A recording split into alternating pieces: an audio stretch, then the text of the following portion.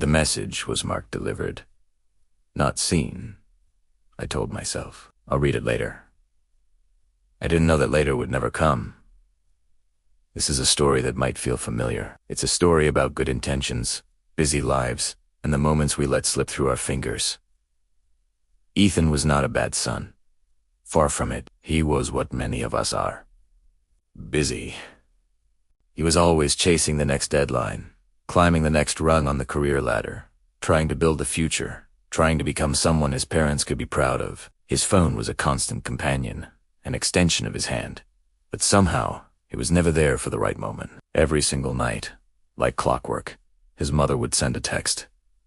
"Did you eat today?" It was her way of saying, "I'm thinking of you. I love you." And every night, Ethan's reply was just as predictable. "Yes, Mom. Talk tomorrow."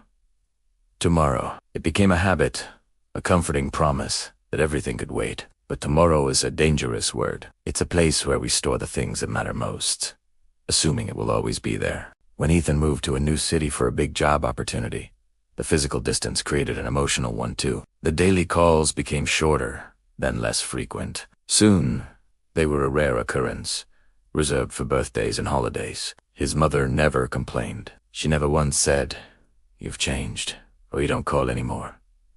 Her words were always a beacon of support. She would just say, "I'm so proud of you, son. Keep going."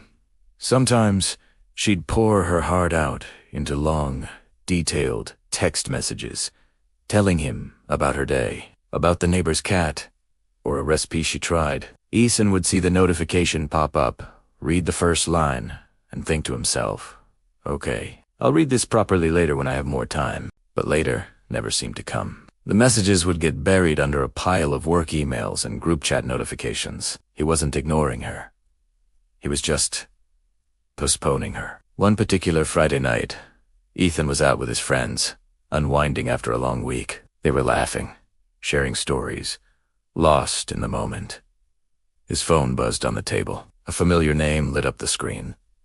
"Mom, to 10:47 p.m. He glanced at it, a small smile playing on his lips. He even said to his friend, "She always texts at this time. It's a bedtime check-in." He didn't open it. He just swiped the notification away, telling himself he'd reply when he got home. The conversation flowed.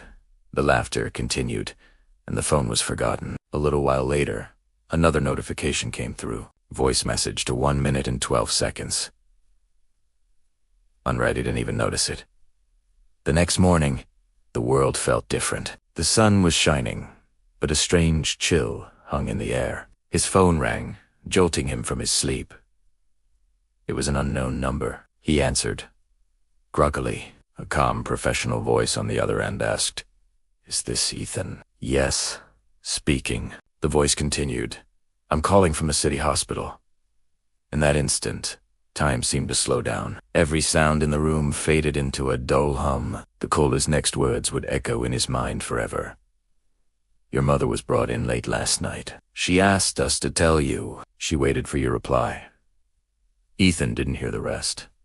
The medical terms, the explanations, they were all just noise.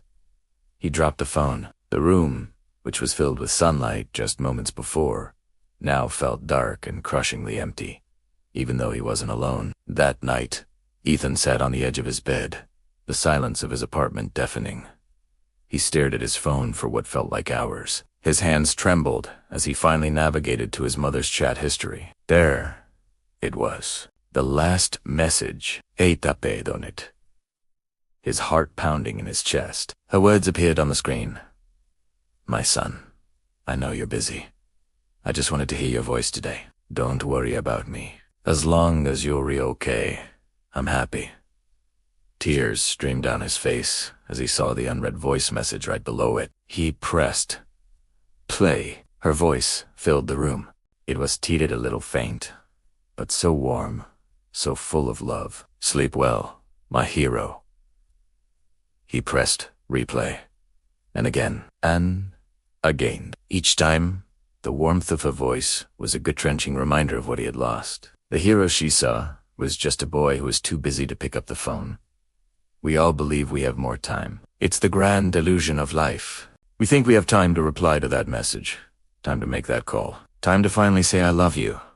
We put the most important things on a to-do list for later that is never guaranteed. But life, in its beautiful and brutal reality, doesn't wait for notifications to be opened. It doesn't pause for our busy schedules. One day, the calls and texts will just stop, and the phone will stay silent forever. If this story made you think of someone, a parent, a sibling, a friend, please, don't wait. Send them that message now.